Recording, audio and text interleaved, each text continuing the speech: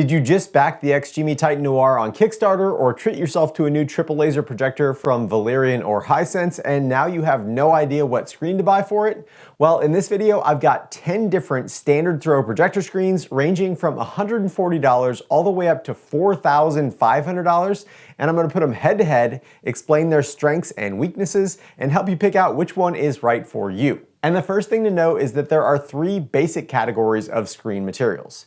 You've got white screens, which in this video are the Cinewhite UHD-B from Akia/Elite Screens, Silver Ticket WAB, and the Pure Vision white screen from Valerion. Then there are gray screens, and I've got ScreenPro 3C and Spectra Element Gray. And last are the ambient light rejecting screens, and for this video I've got the Valerion Long Throw Fresnel, Spectra Shadowscape, Nothing Projector Lenticular Long Throw, Vividstorm Fusion, and the ultimate pinnacle of a FOMO screen, the Screen Innovations Black Diamond Fusion. And I'll start out by testing screen gain and ambient light rejection, which are similar qualities but they're not quite the same.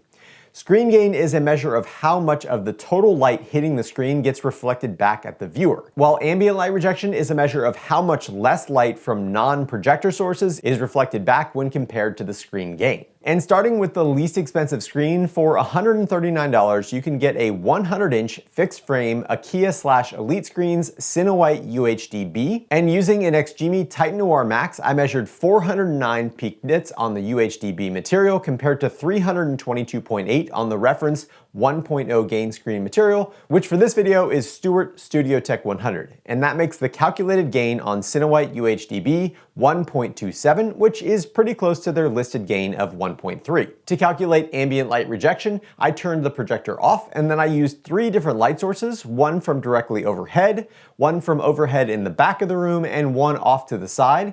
And then I measured the brightness of the screen, again compared to that Studio Tech 100 reference. And interestingly, the Cinewhite UHD-B did have some ALR properties and reflected less light from non-projector sources than you would expect, given its 1.27 gain. And I calculated a 20% ambient light rejection from both front and side sources, and 14% ambient light rejection from the rear overhead source. After that, for $399 is the 100-inch fixed frame Silver Ticket WAB, which is a woven acoustically transparent screen, which means you can put your speakers behind the screen for a more immersive experience.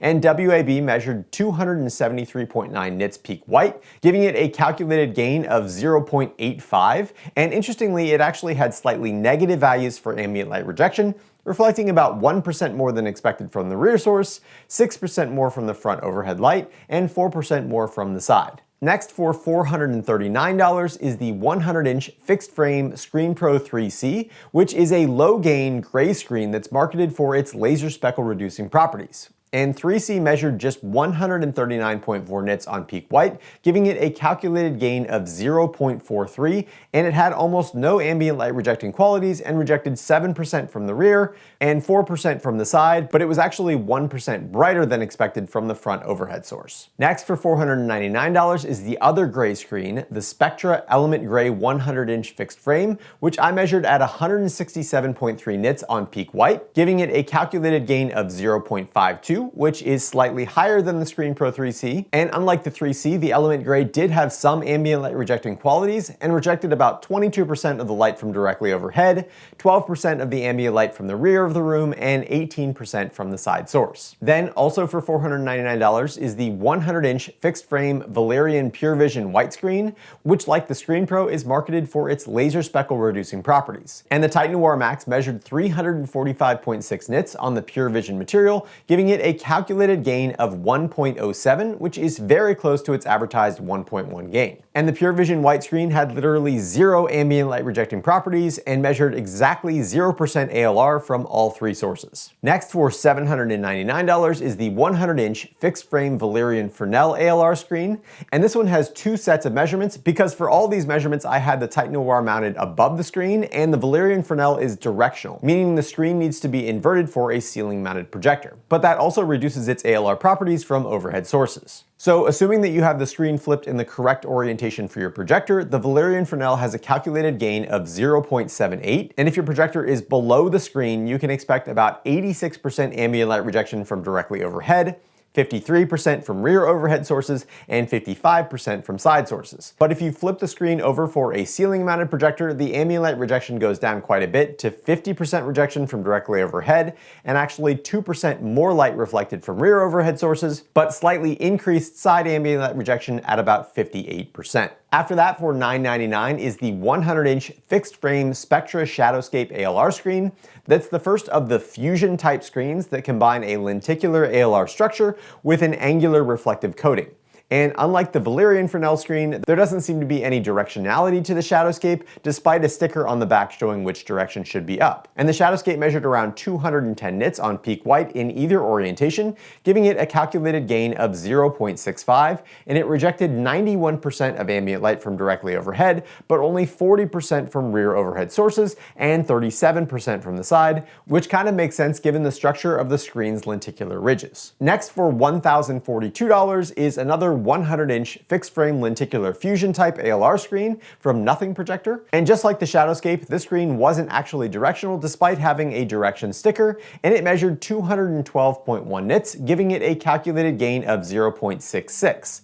And it had literally the exact same ambient light rejection as the Spectra Shadowscape at 91% from directly overhead, 40% from the rear, and 37% from the side. Then for $1,379 is the Vividstorm Fusion ALR screen, another part lenticular, part angular reflective screen, but the Vividstorm is noticeably different, and it measured 451.3 nits peak white, which is the brightest yet, giving it a calculated gain of 1.4, and it also had the highest ambient light rejection yet at 96% from directly overhead, 54% from rear overhead, and 68% from the side. And last, with an absolutely insane price tag of $4,500 for a 100-inch fixed-frame screen, is the Screen Innovations Black Diamond Fusion, which, as the name implies, is another fusion, lenticular, and angular reflective ALR technology. And the Black Diamond Fusion is also non-directional, but unlike the other fusion screens, it doesn't even have a labeled up or down orientation. And the Titan Noir Max measured 226 nits peak white on the Black Diamond Fusion material,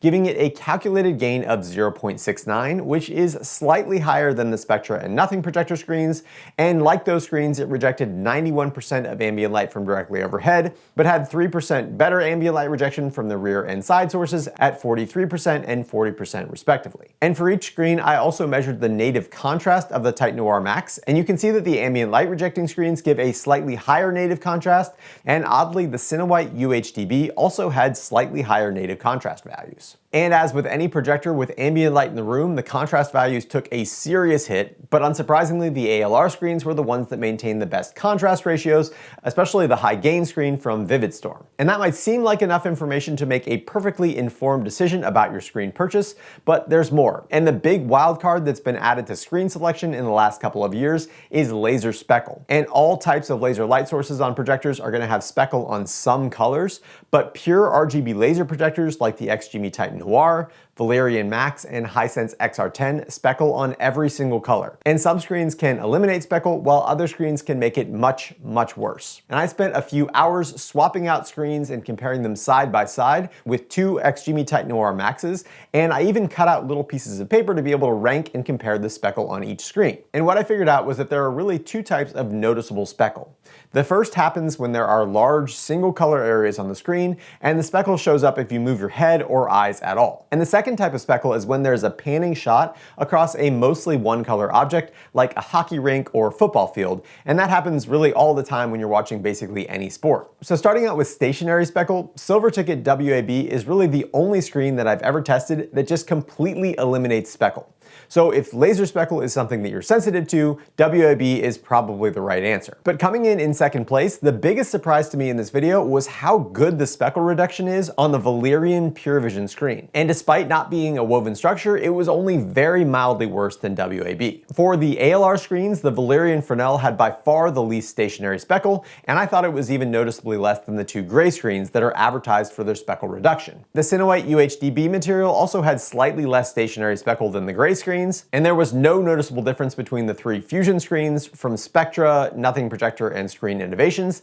but the high gain Vividstorm screen had by far the most laser speckle, and in my opinion it was borderline unwatchable. The moving speckle though was a slightly different story, and while Silver Ticket WAB still had 0 speckle, the Valerion PureVision, Valerion Fresnel, and Cinewhite UHDB were slightly worse than they were with stationary speckle, and the gray screens from Spectra and ScreenPro had considerably less moving speckle than they did stationary speckle. And all 4 of the Fusion ALR screens had basically the exact same amount of moving and stationary speckle. And the last but still very important piece of the screen puzzle is figuring out if the screen material that you want comes in the size and the form factor that you're looking for. And for ambient light rejecting screens, the clear winner for me was the Valerion Long Throw Fresnel, which not only had the lowest price of the 5 ALR screens, but it also had lower laser speckle, higher ambient light rejection, and higher gain than the other ALR screens, except for the Vividstorm. But the downside of a Fresnel screen is that unlike the other screen materials that are produced on large rolls that can then be cut to size, a Fresnel screen needs to have its 3-dimensional lens structure stamped into each individual screen. So it's only available in 2 sizes, which are 100 inch and 120 inches, and both of those are 16:9 only, and custom sizes aren't possible. In addition to that, a Fresnel screen also has 2 other downsides, and the first is that the ideal viewing cone is only about 50 degrees in front of the screen, and if you're outside of that, the screen is noticeably dimmer, but unlike the Fresnel screens for ultra short throw projectors, there isn't really much hot spotting for off-axis viewing, just an overall lower gain. And the second downside is that if you need to flip the screen upside down for a ceiling mounted projector, the ambient light rejecting properties from overhead sources go way down. So if you want an ALR screen that comes in bigger sizes and is more efficient when using a ceiling mounted projector, then the lenticular Fusion style screens are probably a better pick. And on paper, the Vividstorm Fusion looks the best, with a high gain of 1.4 and very impressive ambient light rejection. But watching actual content, the screen had hot spots and a borderline unwatchable amount of laser speckle. And I think they just went a little too heavy on the angular reflective coating. So that leaves the Spectra Shadowscape, Nothing Projector Lenticular Long Throw, and Screen Innovations Black Diamond Fusion. And I hate to say it, but despite their massive price differences, I'm pretty sure that all 3 of these screen materials came from the same factory off of the same roll. And not only did they perform almost identically, but they all look exactly the same under a microscope, and they all have the same screen size limitations, which is due to the width of the roll that the material is produced on. So 130 inches is the maximum 16:9 screen you can get, but if you want a wider CinemaScope screen, they can go all the way up to 160 inches, since that keeps the screen height the same. And compared to the Valerion Fresnel screen, the 3 Fusion screens have more stationary laser speckle, but a similar amount of moving laser speckle, and they have an overall lower gain, but better off-axis viewing, and as I mentioned, the main advantage is that they retain their ambient light rejecting properties even when you're using a ceiling mounted projector. And I really do think that ALR screens are useful no matter how good the light control is in your room, but they do limit you in terms of size and form factor. And in terms of fixed frame screens, the Silver Ticket WAB, Spectra Element Gray, and ScreenPro 3C are all available in any size all the way from 92 inches all the way up to 200 inches. And between those 3, I think that the Silver Ticket WAB is right for most people that have a triple laser projector. And to me, the relatively loose weave on WAB produces an incredibly cinematic image that completely eliminates laser speckle and results in a very calm image while maintaining the excellent color and motion clarity that you get from a triple laser DLP projector. If you do have some ambient light in your room, it's true that a low gain gray screen can help lower black levels, but it does come at the expense of reduced overall brightness. So there's no actual increase in contrast.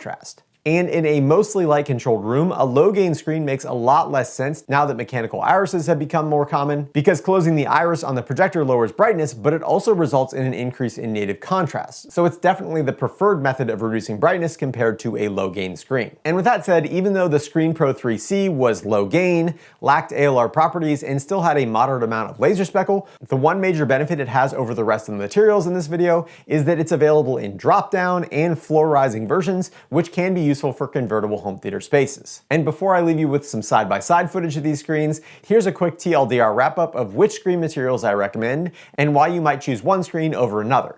And as always, there are no sponsored reviews on this channel, but I do have links down in the description to all the screens in this video. And as always, I appreciate when you use those links, since as an affiliate, I do earn a small commission on the sale at no cost to you. Enjoy the side-by-side footage. Feel free to leave a comment if you've got specific questions about which screen would be right in your space. And as always, thanks for watching the hookup.